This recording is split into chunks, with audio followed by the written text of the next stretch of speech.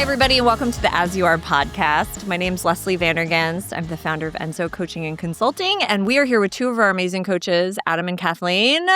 Good morning, or whatever time it is, I guess. It's quite night. early in the morning. It's That's in the right. morning for us. Good morning, Yeah, or good night. Yeah. Should you? Yeah. Good day. Exactly. And we have a very special guest today. Very special. His name is John Vander Gheynst. Recognize the name? That sounds like a familiar last name, Leslie. This is my husband. People? Really? Yeah. It's nice to meet you. No, John for Hi, forever. welcome, John. Yes, welcome to our nice. podcast. Bill, nice to be here. We're really excited to have you. It was actually Kathleen's idea to have you on for a multitude of different reasons. I mean, I think like there's kind of there's the crossover of the art, which the side of the podcast has Space, spent a lot of time together, Mhm. and then but then there's also John has graciously been a big part of Enso thus far in being kind of a staple of helping us continue to develop, because he's a coach of coaches, but also a trainer of coaches.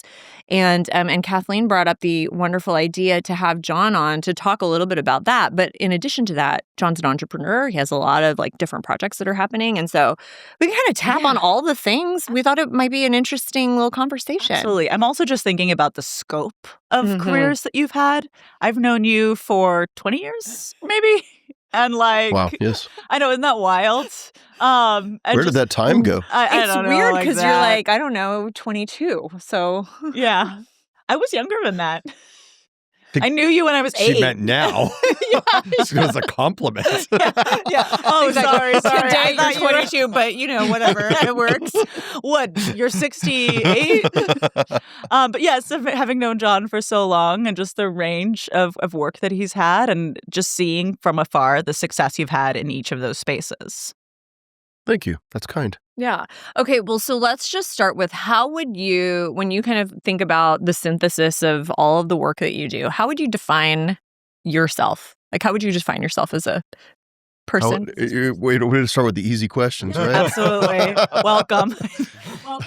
Tell us your Come as you existential are. As I crisis. Okay, so without getting too deep too quickly, how a human being defines themselves is their choice, right? So when we talk about easy ways to, or the kind of the simplest ways, not easy, to define, we talk about how does a person live into their purpose, right? If things are inherently meaningless except for the meaning that we give them, then our purpose is our chosen definition of who we are, all right? And my chosen definition, or my chosen purpose, is to unlock human potential, leading to greater authenticity, awareness, and abundance. Those are the reasons I want that to happen.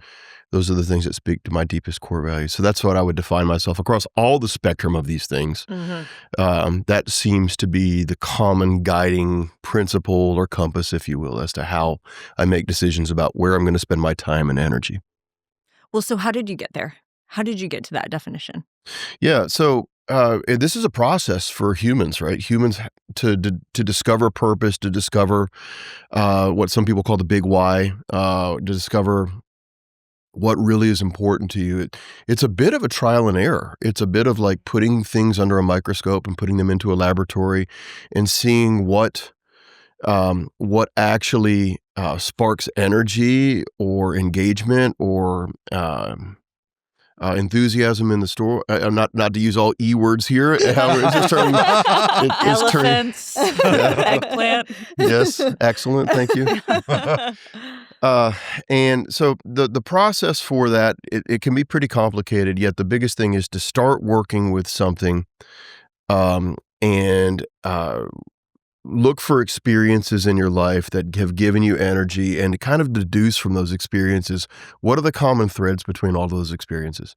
They get us to what a sense of core values is, our core values would be for each of us. And from that, you can begin to say, well, when these core values have been met over the rest of my life, what purpose will it have served? And from that, you can begin I can say every day when I wake up and I do something professionally or in other areas of life, did it fit into the purpose, and then what was the net result on my operating energy from that? It makes a lot of sense. Yeah. I mean, we talk a lot about values. I think all of us in every spectrum, the important thing is to start from that, whatever that core foundation is, so that we can stay grounded in the things that we're doing and then know exactly what to say yes and no to. And I can see, obviously I'm married to this guy, so I can see the choices that you make on a day-to-day basis, where you do put your energy and how those things get amplified with the kind of work that you do, right? And so, like, one of the things that again we get to experience is this, how you're kind of training coaches to be more effective coaches, but then also you do that for a number of different organizations, right? So can you talk a little bit about like what that looks like? Sure, absolutely. And by the way, training coaches is a lot of fun for me and extremely fulfilling.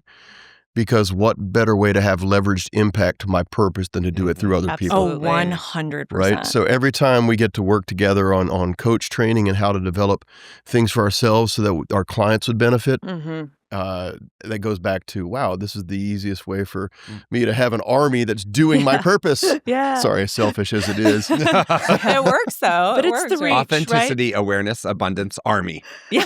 That's the fourth. Another. Where's this the is fourth A? alliteration. Yeah, this is This the is like a alliteration Sesame episode Street or something. episode. Yeah, that's right. Brought to We're you just by gonna the pop letters up A and E. A and E. Baby G. Oh. I'm over here like, oh my gosh, so impressed. We're all internally. What's really happening is we're all working to get the +1 on that, and none of us can do it. That's right. Okay.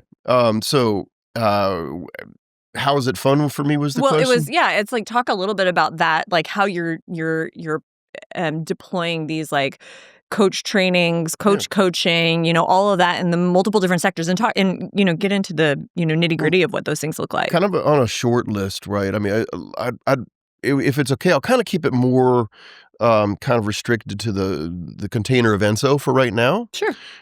Because it's probably the easiest for your listeners to understand, and without getting too scattered as well.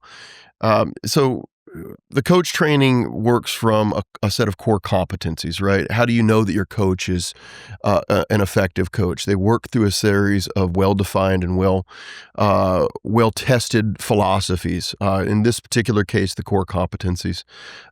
We align primarily with ICF, the International Coaching Federation. And this all comes from a set of philosophies that the person that we're coaching is capable of making great decisions for themselves and has all the resources that they need. And because they have that within them, our job is to use the Socratic process of asking questions that causes them to kind of tap into their own dynamite. All right. So that's kind of where we come from. In addition to that, we will add a handful of tools from other modalities, things like NLP, neuro-linguistic programming. We'll add things from specific language and influence training. Colleagues of mine like Phil Jones and other, language experts. Language is fascinating to me because it is the representation of how people think. When we think, we do this thing and we distill all of these millions of thoughts down into language, and then we just assume they know Kathleen, or if we said pizza, Kathleen has an idea of pizza, I have an idea of pizza, but because we say pizza, we think we know what each other means. And the fact of the matter is we really don't. So the coaching modality can take on language and unpack language in a way that causes the person to have a greater sense of where what that means for them, or maybe where they're disconnected from other people in that same use of language. Right? How many times do people argue over pizza? It's just because they never took the time to say, well, what does pizza mean to you? So kind of on the major kind of modalities, the ICF, NLP, language, other kind of sub-modalities of tools that we use with clients, it's all very exciting to me because it could be any one of those tools that facilitates a transformation and a breakthrough for a client. I mean, it's been, I think I can speak. Well, I'll speak for myself. Speak for me. I can't speak for you. I can't speak for you. I'll speak for myself.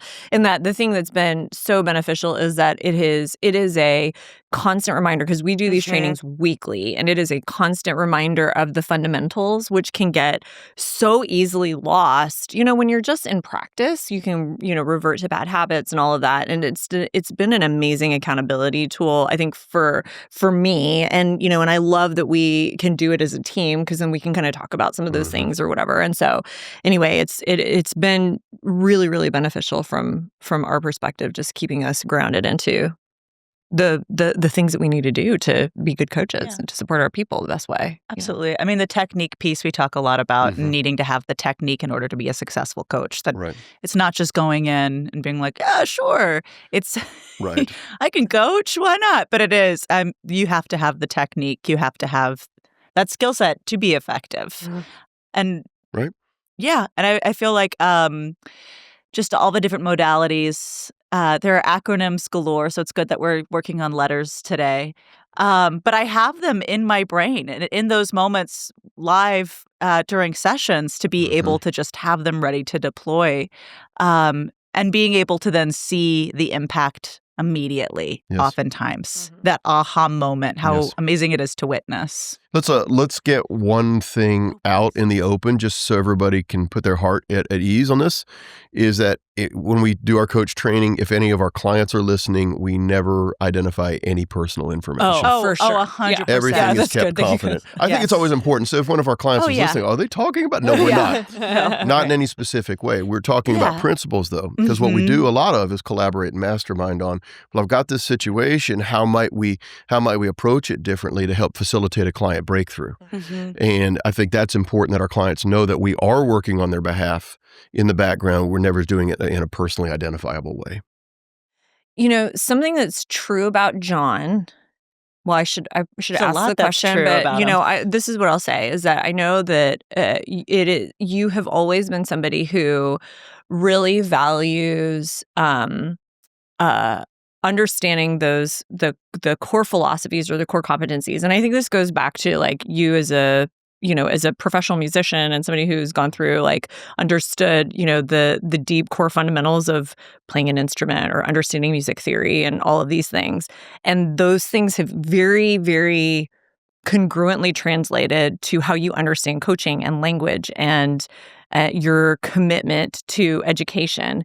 Is there a thread there? Is this part of who you are? Or like, how would you define what that journey has been like for you? Yeah, no, it's good, especially sitting here on the couch with Adam. There's and as with the two of you both being trained actors, right? There's a series of disciplines and a method or a pedagogy to developing. Like, if you, one of my favorite questions to ask of some of my clients or of coaches is, if you had to take somebody from starting block 0 and develop them as a 10 in a coach, how would you do that? Because it requires a systematic thought about how do you develop people. And I think that's been the greatest gift of my musical training, is I learned how to learn. Right. And while I would say I'm more of a music hobbyist right now, in terms of where I spend my time and where I spend my effort. I still like to do my hobbies at a high level, for the record. However, it's no longer the single source of my income. Right.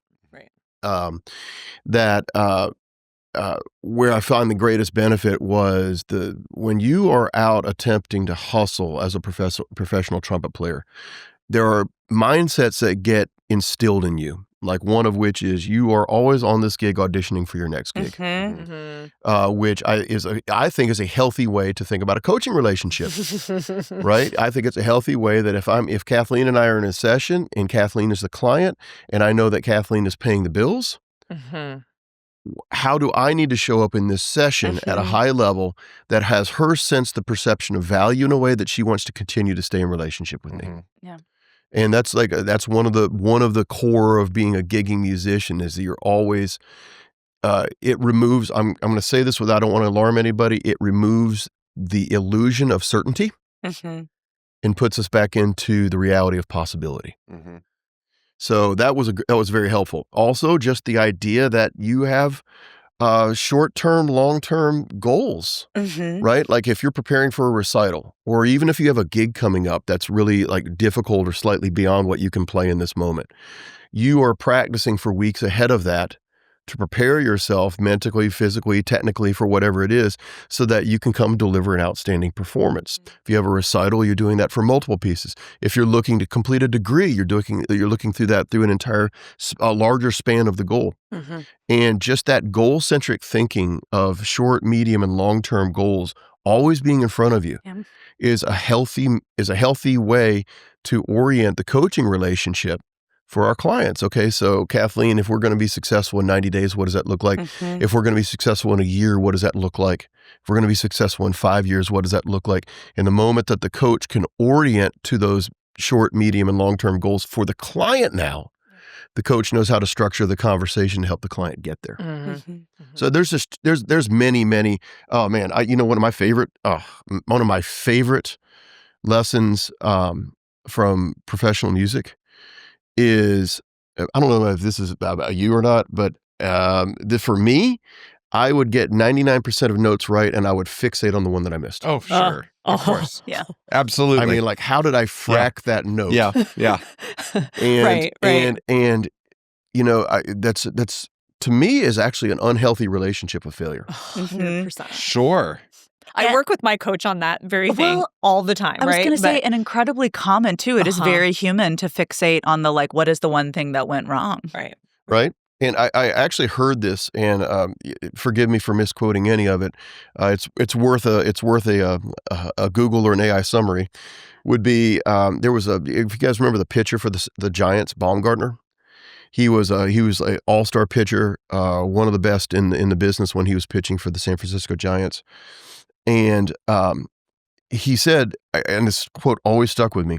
He said, "The difference between a good pitcher and a great pitcher in Major League Baseball is that a good pitcher will go out there and he will get a grand slam hit on him, and it will be in his mind for the rest of the game. The great pitcher will get a grand slam hit on him, and all he's thinking about is the next pitch."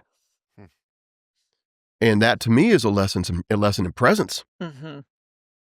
And I needed to learn that lesson from music and then have it reinforced very, very deeply in coaching, that the only purpose of the past is for learning. It is not to continue to carry the emotional baggage of the past with me. So that was a music lesson translated into coaching, which are both, as we've talked about here, performance arts to some degree. What's your perspective? I'm just out of curiosity. What's your perspective on all of that?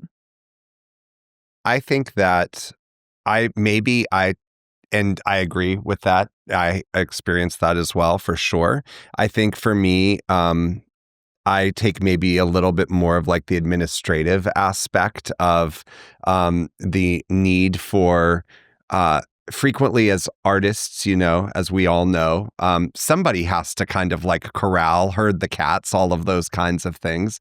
And I think that one of the things that I have taken from talking in circles, it's a frequent saying that the conductor is the only person in the orchestra that is not actually involved in the making of they're involved in the collaboration of the music, right? But they're the only person without that instrument actually making the music in that moment.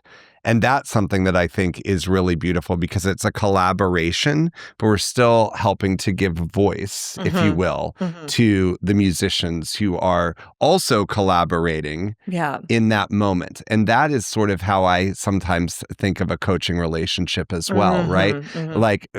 Facilitating voice, facilitating a lot of times helping people to reach potential. And that could be not only as an individual, but as part of a larger texture, as part of a larger framework. Where might I fit in? How might I contribute? How might I step back in some ways?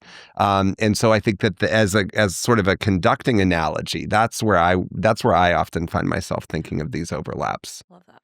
We talk a lot about collaboration too when it comes to coaching, that it is a partnership, right? So it isn't just the one side that's guiding everything.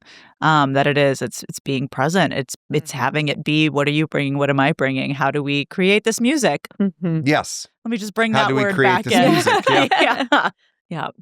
Well, so another thing that is true about John is you're very much a learning-based individual and a constant learner. And I obviously, he's a doctor, guys. I don't know if we know this. Is there a doctor in the room? Dr. John Vander Right Gheynst. here. Yeah. Yes. Everyone stay calm. But you're a doctorate of music and then have been entrenched in learning, or especially around coaching. And it's never stopped, right? As much as you're kind of pouring into and teaching and coaching and training coaches and trainers and people and coaching coaches and all of those things, you have never stopped your own professional and personal development. And, and I think one of the most recent certifications that you just got was exactly what to say, facilitator / guide, right? Exactly. Which is reminds me of the author of Phil Jones, right? And so this is one of the most recent. But can you talk a little bit about how you perceive education and constant learning and how you instill that in your own personal philosophy or how you go out into the world? It's kind of a simple question. It's like, if I'm not growing, what's the point? Mm-hmm. Right. If we're talking about unlocking potential, how much that has to be learning and growing. It has to be. And if we go back to Maslow, hierarchy of needs, right? Self-actualization at the top of the pyramid of the top 5 needs for human need psychology, the father of it in the 19th century. Self-actualization, or essentially a lifetime of betterment, of becoming, is a human need. And Maslow's assumption is that if the needs below self-actualization have been met, not that they will always be perfectly met, yet a human being is always going to be concentrated on the need that they have where the other ones have already been met, if that makes sense. So self-actualization, I have a whiteboard in the office, and it's got a series of the most impactful quotes that I'm reminding myself of every day. And one of them is, "Hell would be to meet the man I could have been." And I think about if I were looking back on my life and, and I had just phoned it in, how much regret I would carry for having just phoned it in. So I'm not going to accept that for myself now. So that requires a change today. And most of the time I love learning, and sometimes I don't feel like it, and I need something like that to remind me. Yeah, absolutely. Yeah. Well, and I mean, you said if I'm not constantly getting better, then what's the point? And yet you do things very purposefully and thoughtfully to continue to grow and develop. And so what does that look like? Like, how do you stay on top of, coaching philosophies or ideas or new trends or, continue to grow yourself? Well, okay, so you mentioned fundamentals earlier. Fundamentals never go out of style. And I do think maybe a human sickness right now in this current environment is that we're always reaching for the shiny object. We're always reaching for the new. We're always reaching for the novel or the innovative. And, one of the things I love about professional musicians is that, trumpet is a perfect example. It is a very demanding instrument, and it requires basically the same physical training every day to get up and maintain your musculature, your flexibility, your articulation, all the things that you have to do on the trumpet. And it's not like I can go do a new warm-up because I'm bored with the old one. Yeah. And, I'm going to do this cool warm-up. And all that does is disrupts the fundamentals that actually cause a professional level of playing to work.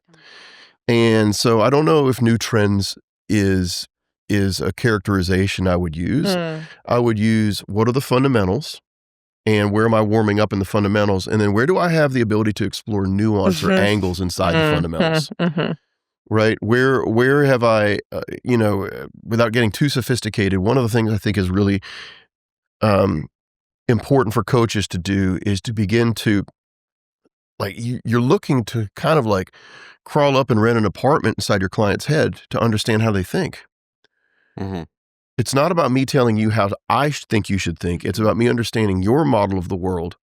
So within that space, though, there's lots of nuance. There's lots of novelty. There's completely different thought systems. So there's no there's no shortage of variety in that aspect. So coming back to your question, for me, it is about touching base on the things that matter every day, like curiosity, the type of listening that I'm going to be displaying, staying connected to your agenda, your goals as a coach. As a coach's coach, I'm connected to the coach's goals for themselves as well as more, like you said earlier, kind of a trainer or sometimes in some cases a consultant about here, maybe you would try this as an approach. So I'll use all those different modalities with coaches, and yet the fundamentals stay the same. And then, like like Kathleen I'll just keep on using Kathleen as an example. We've worked together enough that I know how Kathleen thinks about something. And for instance, I might offer a partial metaphor for Kathleen to complete. I mean, I love a metaphor. You love a metaphor. She sure Right? does. I sure do. Yes, absolutely. Yeah. And that's also a technique I use with my clients too. I mean, like especially if like metaphors are effective for them, they've now started using metaphors right back to me. Yeah. Which is great because that is, again, what is the way of thinking? How do we understand it, and how do we then have that shared language? So, yeah. And then back on the commitment to learning, if my purpose is to unlock human potential, I must continue to develop myself in order to live my purpose. Absolutely. Absolutely. It is funny hearing you talk about fundamentals, because you do always talk about, we talk about fundamentals from a coaching perspective all the time. And also, if I'm warming up using scales, John will be like, yeah, you sing your scales. Like, like he's like a parader of, go back to the fundamentals, like even vocally, Yeah, absolutely. I know. It's really funny. At some point, and we don't have to right now, but, some of what we talk about in this podcast is like the whole person. And I know you're also a parent. And so, I'd be curious to your perspective of fundamentals when it comes to parenting. Yeah, I mean, I'll share this with Leslie, obviously. One thing we're in the process of, I'm in the process right now of, I'm just going to say this, and hopefully I won't get in trouble. If you have to edit this, you absolutely can. Okay? You don't have to edit. Okay. We'll put the explicit on there. Okay, it's not explicit. It's not explicit. I have this goal, medium-term goal, that because our daughter Ryan is so emotionally intelligent that when she hits the throes of puberty, she's going to understand what's real for her and what's being hormonally driven. I mean, I'm still working on that. Okay. All right. Good. Well, because my goal here is that we don't have to have a parental relationship during her teenage years that becomes disconnected and resentful and all stereotypical in all the ways it is. So, like, how does coaching show up? Well, lots of questions like, okay, so what did you feel? And what caused you to feel that way? And how could you see it differently? Simple reframing or shifting questions that give her agency to her perception, which is the core of existence. And if she has that agency, when 13 or 14 hits, it could be like, okay, well, Ryan, what's happening with your body right now, sweetheart? And how might that be affecting your outlook and your attitudes? And if she even gets a glimpse, even a little bit of consciousness around that, I would call that a huge win for her. And obviously, everything is much more harmonious at the house. Yeah. Also. Well, it's the ripple effect, what one person is able to unlock, how it impacts those around them. Yeah.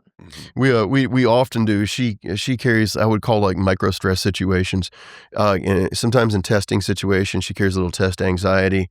With other, she just bumped up a higher degree of math class, and she carried some stressors around that. Yeah, she's a smart kid. And yet, in the thing that we're working on now, and I know Leslie's been working with her on this as well, are just questions like, okay, well, you guys all know this. We train this as coaches, right? The best resources that your client has in the moment are the one they've already had in the past. So questions like, okay, well, Ryan, where have you been in a challenge before that you've been able to succeed? And how is this any different?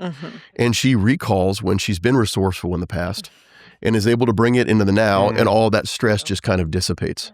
That's true. So we're just coaching the kids. The thing is, kids are smart. Very smart. Oh my gosh. Yeah. They can get it. And by the way, they get it with a lot less resistance than the adults do. Absolutely. Well, I think about internal representation and like how long something has been able to build up, and that like as an adult you might have a greater variety that you're then sorting through, where it's where as a kid there's still a lot of openness. Yeah, and on the neurobiological level, it's because the neural pathways aren't cut as deeply as children. Exactly. Right. Well, and I think I want to, just kind of pat John on the back too, because on the flip side of it, we have Jack, who's very, very emotional, and he gets into he can get into a really, get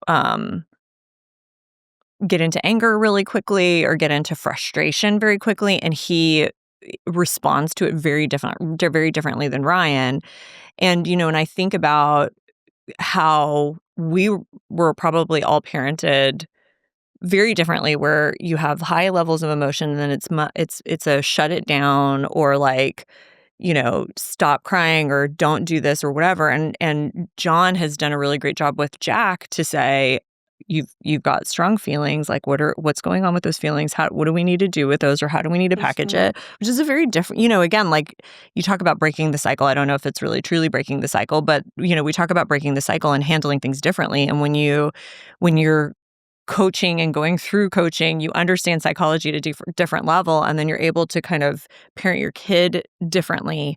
And I think about the kind of makeup that Jack is, if he was parented in a different way, could have yielded a very different kid. And he's learning coping mechanisms and all of those things, but a huge testament to John to be a male figure, to say, you've got these strong feelings and like that's okay, but like you can't lash out at somebody, or you can't have those big feelings. And helping kids or adults, by the way, understand the root of their emotional states does not mean you can't manage boundaries with them. Right, exactly. 100%. Yeah, and to have two children who are very, again, parented the exact same way, but they're very, very different in how they regulate emotions and how they see challenges and how they, when they have hiccups or whatever, how they deal with those. And then to be able to parent them differently based on what their needs are, takes a lot of awareness, right? So. It takes one a lot of the A's. Dang. Back to it, Adam. I'm interested to know about a different A, the abundance one. And because that one stood out to me a little bit in acting and certainly in music, we always are talking about authenticity and awareness. I find the abundance word used less, and I'm interested to know. Well, what's interesting about that for you? There you go. What's interesting about abundance is that I think that abundance, maybe of those three words, I think authenticity and awareness almost always have a positive connotation for people, whereas I think abundance, linguistically, semantically, can kind of go either way for a lot of people. And so I'm interested to know what the core of abundance is as one of the three. Okay. Let's maybe start with the antithesis of abundance, which is scarcity. I'm going to use actors and jazz musicians in the same bucket here. Okay? Great. I can't wait. Because in a lot of cases, they're the same thing. How many actors and jazz musicians do we know that continuously complain about how there's no money in what they do? And yet, how many of them will work for nothing? Right. So and because the actors and the jazz musicians, and I'm just going to cut deep on this for the way I see it, and push back and leave comments on Leslie's webpage, not mine. Okay. That we give away our agency in saying, I chose this. I am choosing to be an actor. I'm choosing to be a jazz musician, as if there's a denial of reality about what the market is willing to support in terms of it. And I think that one of the I have no problem if you want to be a jazz musician or an actor and you want to spend your life studying your craft and you want to spend your life going down a specific route of even other musicians too, going down a specific route of performance that's fascinating to you, that's fine. And you can't blame that there's not a market out there that wants to support you. Yeah. Right? So abundance there might be that, okay, I've made the choice that I realize I'm doing something that there's not a lot of money in. And I'm okay with that because where I'm going to gain my satisfaction for living is in the fulfillment of the art. So, and yet the thing is that you can't, I think it's insanity to say, I should be paying a lot more for what I do, because the fact of the matter is that, the market would support that. However, I also think that people are too willing to give it away, and that actually devalues it in the eyes of others. Yeah. Right. Yeah. And so then the question is, what do you choose to do with that, right? Like, do you take the gigs, and or do you become an advocate for it? Do you become an activist for it? Do you, get a group of people together to say, we're going to deny? I mean, it's happening on Broadway right now, right? Where there are protests, and, they're pushing back on the level of pay and the lack of, increases. I think they came to a resolution, right? Yeah. So again, like, going back to agency, it's like you can complain about it, but then do something about it if you're going to complain about it, right? Yeah. I agree with that. And prioritization for the fulfillment of it. If art gives you energy and it brings you joy, and to your point, you can find abundance in it, then live in it. Like, be proud of it, right? Absolutely. Well, because I think it comes to values too, and what you're seeking. So like, I perform, I'm so grateful all the time, and I'm doing it not necessarily seeking money as a result. I'm doing it because I love it, and I have other values that come from it that are fulfilling. So I think some of it is the why. Yeah. I mean, and you are so joyful. Like, it is very obvious how joyful you are every time you do. It's very clear. Would you say that you're living in abundance for what? How you define it? Exactly that. So it's like 110%. This is, I think I just briefly said it, the why of it. The why of it is I love storytelling. I love getting to have this shared experience that's very live. And I am in abundance of it. And it's only when someone else is like, but how much money do you get paid? That it's like, but that's not what I'm seeking. Sure. Right. So it is, and it's to each individual, and I think the agency of it is still really key. Good. So in my mission, when back to Adam's original question about increasing abundance, it's about an understanding for each person subjectively what's important for them. And if you are living the life, the things that you want, ultimately it's about letting go of the fear. That would cause you not to live in abundance. Yeah. I love it. I know. I'm just so good. I want to have a big sigh on that one. So John does you've got lots of different projects happening. Can you talk, you don't have to, and I know there are some that you can't talk about yet. We'll have you back on when some of those things launch. But when you're thinking about your day, like or your week or your month or whatever, what do you do? What do you do all day? Asks your wife. What do you There is do a real all agenda day? for this podcast. No, I'm just kidding. John works very hard, y'all. Like, it is very true. But like, how would you communicate to the world on like what you do and where you spend your time? Sure. Okay. So there is from Phil Jones, who we mentioned earlier. I learned a very simple idea, and it's called the cupcake rule. And the cupcake rule is that, without going into the metaphor, sorry, Kathleen, We'll is do it that you pay for your quality of life that you want with a third to a half of your time. And the other 2/3 to half of your time that remains are what you're building for tomorrow. So if 80% or 90% of my time is spent in maintenance of what I'm currently doing, I am not in a growth mode. I'm in a maintenance mode. So when it comes back to my time allocation, my energy, my resource, my attention allocation, right now I'm about 40 to maybe 45%-ish of all of my time being spent in coaching or working with coaches, and a 50 to 55, 50, 60 maybe % of the time being spent in developing the things that I'm moving into. And we will come back and talk about those projects later. So what it breaks down to is like lots and lots of project management prioritization. I've relearned something. I've been reminded of something that I know about myself, is that short-term deadlines cause me to move my ass. So I put deadlines on calendars that involve other people so that when I need that extra 5% or 10% juice, I will find it in me to get it done for the sake of others. Yes, I was going to say another A word, accountability.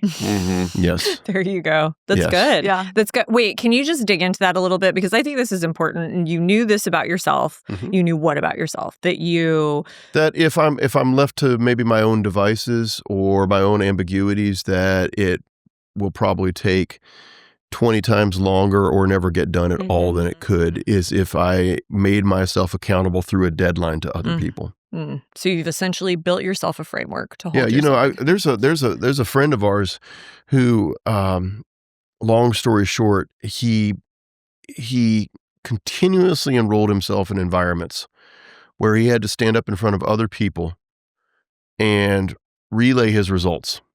Because the number one thing that he feared was standing up in front of a group of his peers and saying, I didn't do my job.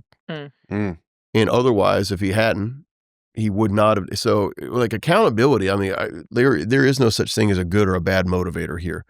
You must, when I work with clients, we work to figure out what their levers are as well, right? Which are, some people really like reward accountability. When I do this, I get. Some people really, they don't like it, but they know what's more effective for them is consequence-based accountability. When I don't do this, this is the negative that will happen to me. And I've passed the point of passing judgment on what should be a good motivator or a bad motivator. And instead, we just talk about what works. Right? So if there's projects that we want to do or businesses that we want to build or lives that we want to build, and there are actions that must be taken in order to make progress towards that, the realization of that, then it's the coaches and the client's job together to figure out or to know yourself well enough, in the case of me, to say, by doing this, I will force my own hand through my own motivation. And I think sometimes we're really afraid of negative consequences. It's true. Yeah. I mean, I feel like going back to childhood on that one. Well, so there's the judgment, though. I mean, for myself, I'm only speaking.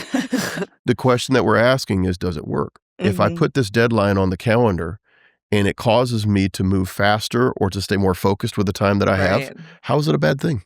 It's true. I mean, not to get too philosophical, but I am a little bit like, it can be, and this is thinking of myself again, if you revert too much to the past, how it can also be a bad thing. That negative reinforcement, isn't always as healthy. We talk a bit, because I know we've talked about, like, if it's a motivator, good, it's a motivator, but I do think about what is ultimately more sustainable as well. Well, and I think it depends on the person, right? Oh, like, for I sure. think, something about John is he is very motivated by, like, you are very motivated by, like, oh, I don't know if you'll get this done, or maybe you don't have the skill set to do it. And then John's like, yes, I the old chip will. on the shoulder. Yeah, Yes. yeah, and I think some people are really motivated by that, and then other people will take kind of negative feedback, and it could crumble them or paralyze them, right? And I think this is all just knowing who we are and knowing the things that do motivate us. And if it is, and that was the thing that came to me. We said accountability, but I also heard awareness, right? Yep. Like, you were very clear that for you, having the short-term deadline and having that accountability partner with whoever you were with is the thing that motivates you. For Kathleen, going to internal around, what the negative motivator might not be the most effective thing. But I think this is like tied to us being really clear on who we are. If I were coaching Kathleen on something that she was developing, I would ask her very simply, what is it that you want to develop?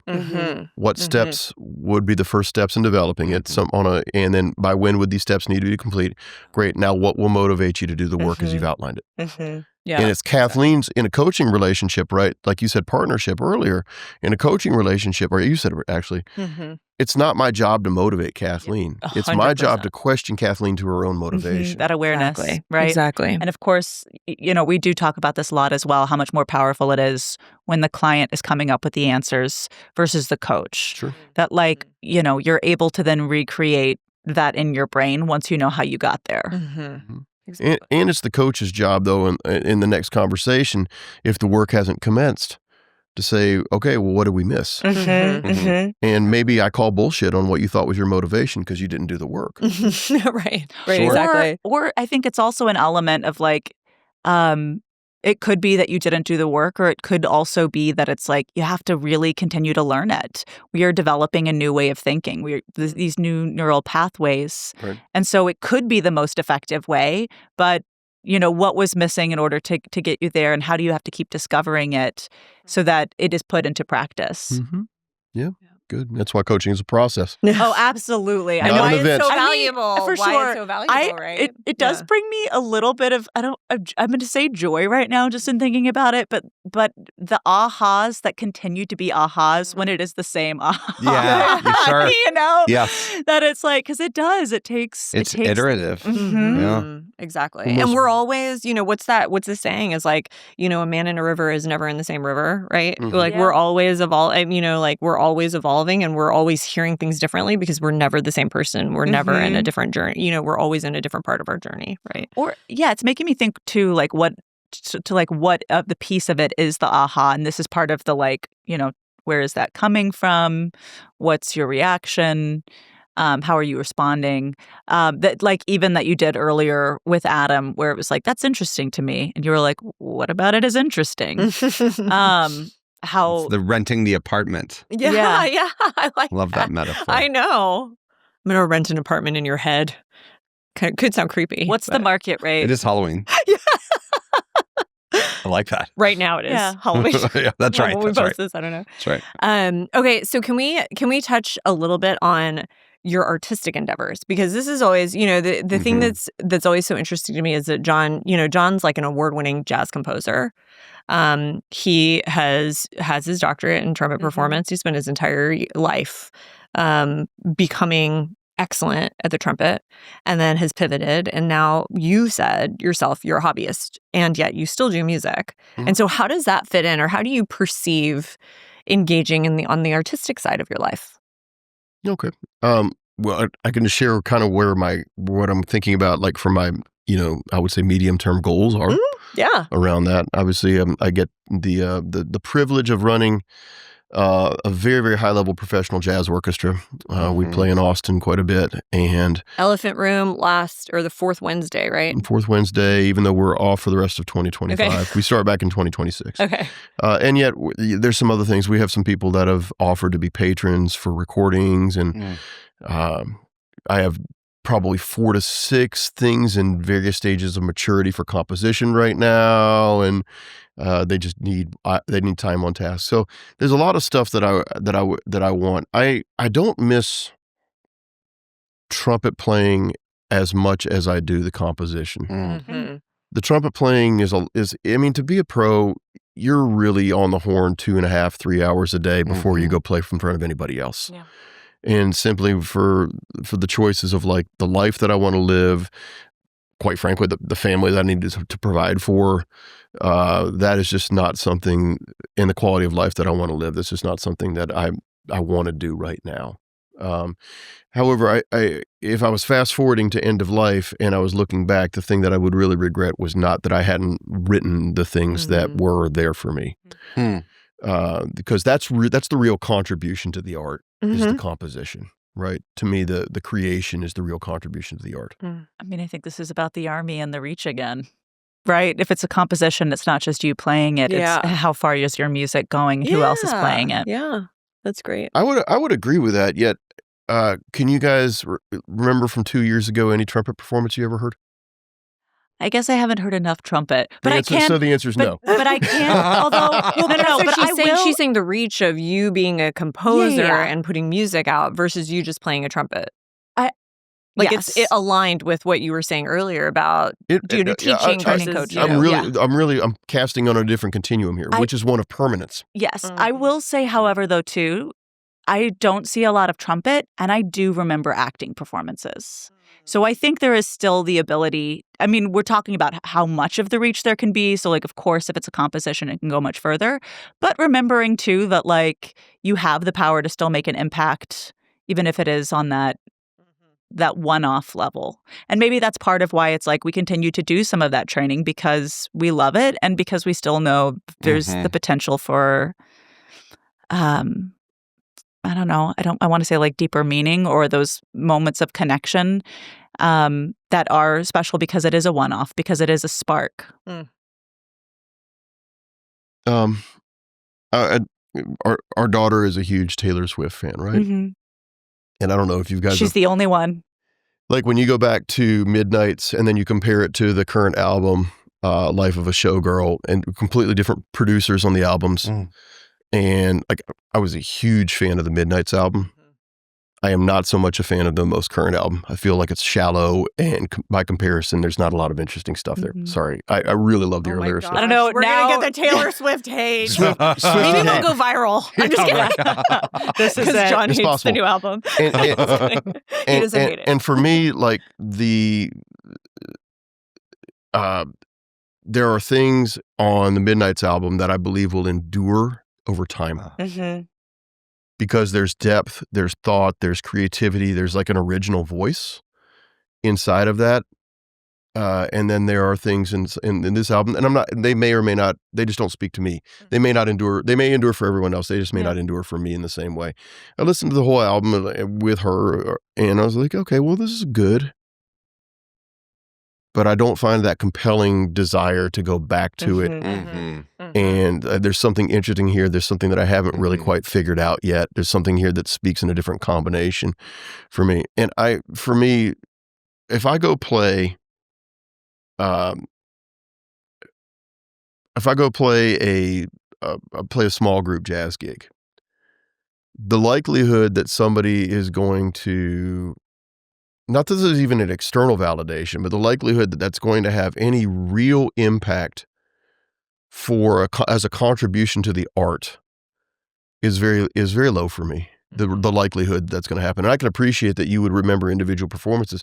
I would also maybe hint that you might remember individual performances because since you're a trained actor, you actually know how to appreciate an individual performance at a higher level than somebody who just was not a trained actor. Yeah. You appreciate nuance and sophistication because of your training. And I remember great trumpet solos the same way. I was like, man, that guy can play. That was such a great idea because of my training. So it allows us to hear things as a connoisseur and not as an amateur. Good distinction. Okay. So just for the record, but if I make an album or if I publish a piece of music that gets played and it energizes some high school kid to say, wow, this is really, really great. And this is a cool thing. And like, I like the way our band sounds together. That piece of music sitting in front of them causes an engagement with the arts that creates enthusiasm. And the ripples of that could go for years and years. It actually contributes to the space. Where I actually think to some degree, it's a more generous artistic endeavor for me than it is just to say, wow, I played a really great solo at the club that day. Does that make sense? Yeah, absolutely. So I feel like that for those reasons, it is somewhat purpose aligned. Yeah. Right? Yeah. I'm sorry, and I'm like wanting to bring back the collaboration word, which for me is part of why I love theater as well. And I'm also a playwright, which I so enjoy. And part of what I like about being a playwright is that and I'm handing it off now. It is no longer seeing my vision through. It's seeing what is your vision with this. Right. Right. Yeah. Well, that's where art should be living anyway. Right. When we do our jazz orchestra, there's a couple of pieces that I've written that what I love so much is that they are played differently every time. Well, and again, not to brag on your behalf, but I will. The pieces that you write, musicians love to play them. And there's something to be said for, not just getting a group of people together to just do art for fun, but getting a group of artists together to say, hey, we're going to do something that's different and cool and challenging and beautiful. And that's a different echelon of artistry, right? And so, that has been a constant theme about some of the music that you've written is that people are challenged and they like it. Well, you guys, great musicians. You guys know this as actors. True. Well, yeah, right. You aren't going to get that out of a mediocre 100% player. You aren't, quite frankly, going to get that out of an insecure player. And a great musician is going to play a whole bunch of stuff. So when they get to do something that is challenging or different or, or create something that they haven't, been a part of before, it brings them a level of joy. Like they're, again, it's like very cyclical, right? Yeah. Right. Yeah. I mean, I think that well, this is true for actors too, right? You've both worked with directors that you love, and you both work with directors that you would prefer never to work with again. Yeah. Yeah. And there is, I think the leadership in the arts makes a big difference. That you come with an expectation of their greatness, and you allow them to step into that as an invitation rather than being dogmatically judgmental about it. Yeah. So it's never a question of why aren't you perfect? Why aren't you great? Why aren't you great? The leadership, just as in business too, cast the vision of the thing that people want to be a part of. And then they expect them to be consistent with what they said. Yeah. Exactly. You said you wanted to be part of this. You knew what we're going for. You're here. Contribute. Yeah. Where's your best? Right. Exactly. It's good. Yeah. It's good. Speaking of great directors, Adam Roberts, nominated for I'm curious Best Director. Yeah. Nominated for Best Director. We had so much fun in that show. We had so much fun in that show. We'll just have to highlight Adam since you said that, John. Well, thank you. Also, Best Music Direction, Best Direction, Best Production. Back That's to what work with list. Yeah. I said it here That's good. publicly. I love it. Okay, so you were going to ask a question. I was going to ask Adam what he thought about that as a stance of leadership in the arts or leadership in general. I think that, it's interesting because when you think about I'm going to go back to theater. The interesting thing I think about artistic direction, I think a lot of people don't really necessarily outside of the theater world may not realize this, that, there are directors, people who direct productions that help realize visions, that help create continuity in a given musical or play, etc. And then there are artistic directors in the theater or producing artistic directors who helm an organization or who helm an institution. And where I see the leadership styles and philosophies as being so variously successful or not, I think oftentimes has to do with the tone that artistic director at an organization sets for the and with the guest directors who come in on a season and actually do the directing of the productions. And this going back to that collaborativeness. Some people will talk about leadership, followship, and othership, right? And I think that sometimes in my mind, the most successful experiences for everyone involved can come when an artistic director of a theater company can kind of subscribe to this othership way of thinking where we're saying, okay, I need to be involved to ensure certain things happen because I am helming this organization. I need to make sure that, hopefully the person that I have asked to direct this particular production is the quote right person. There's no right person, but the quote right person for this particular project.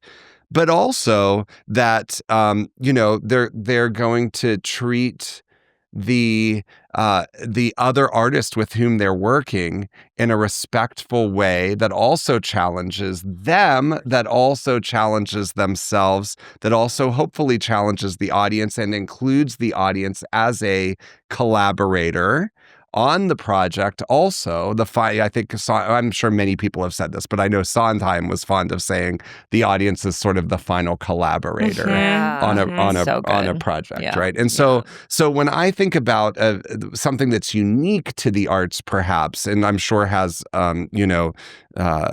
various parallels in other industries for sure, but when I think about the two different ways that one can lead, both on the more micro level of an individual production, and then on the more macro level of, this sort of othership framework, I think it can be a really interesting way to think about collaboration. And of course, a lot of artistic directors, generally they started as directors themselves on those more micro levels, and they frequently still direct on the seasons of the theaters that they have. So I think that there are so many different ways in to looking at how can we learn from one another, even when we're leading. How can we collaborate and always be thinking about right now in this moment, this is the triage. This is what needs to be done. But also, again, I think the cupcake rule, how can I be thinking already about how I might apply these lessons so they're not lost in the future? Yeah, it's a really good point. It's a very interesting way to think about it. Mm-hmm. It's always interesting thinking about like the artistic community and the necessity for some of these business concepts to be applied, Yes. from a vision standpoint, Yes. and how are we going to execute and who are the right players, Yes. and like the things that we learn in business. And on the flip side, how businesses can leverage and learn from the artistic Absolutely. community Oh my and gosh. just the discipline and the and the creativity and the allowing people to be kind of individual contributors to a greater thing versus like I'm at the top and I know everything, right? Yeah. Yes. It's always so fascinating. There's there's an opportunity to marry those two things. You know right? what the arts have figured out that business is not? Individual accountability. Mhm. Yeah. Mhm. Yeah. Mhm. Yes. We're still somewhat in this like hierarchical perspective of Yeah. how businesses need to operate, right?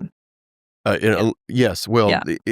in any art situation, in a production, in a jazz orchestra, in a small group, it doesn't matter what it is. Every person there is responsible for their individual load for the for the good of the whole, right? Yep. Mm-hmm. And in businesses, they just haven't. A lot of them have not figured out how to really. Leverage the individual I'm going to expertise. just take this little snippet and apply it other places because I do talk a lot about like transferable skills and having an arts background, having so many excellent transferable skills in a business setting. Yeah. Yeah, that individual accountability. It's great. Yeah. Well, John, What a time. Wow. this was fun. It This was is a all over lot the of place. fun. That's like the That's best how fun we part do about it. it. I always Yeah. leave these podcasts thinking like, wow, that was great continuing education for this. Oh We're my talking about gosh. growth and continuing 100%. education. Oh my gosh, 100%. this is like It's aligned. such a great learning experience every single time Yeah. we talk with It people. really is. It really is. Yeah. Humans are fascinating, right? Mhm. Even your husband. Even your husband. Sometimes especially your Sometimes, husband. especially, Sometimes especially. more or less. Exactly. Well, we have to have you back when some of the other projects launch that I know you're working on that we'll leave as like a cliffhanger. I think we've got Ooh. already 2 individuals probably lined up for next season to talk about new Yes, business the endeavors. cliffhangers. So Mhm. yeah, so we'll have John back and then I think we've got another person Yeah, who's going to be talking about some new absolutely. business stuff. So But in that same breath, Fantastic. thank you for being here. Yes. Thanks for agreeing. Well, thank you for doing what you do. Thank you for caring about humans enough to be good at what you do. thanks, Thank you. John. Yes. Appreciate it. Okay. That's the why. That's the why. That's the That's why. right. That's right. All right. Well, thank you guys for joining us. And as always, please subscribe to the As You Are podcast on all major platforms. And we will see you again next time. Asta.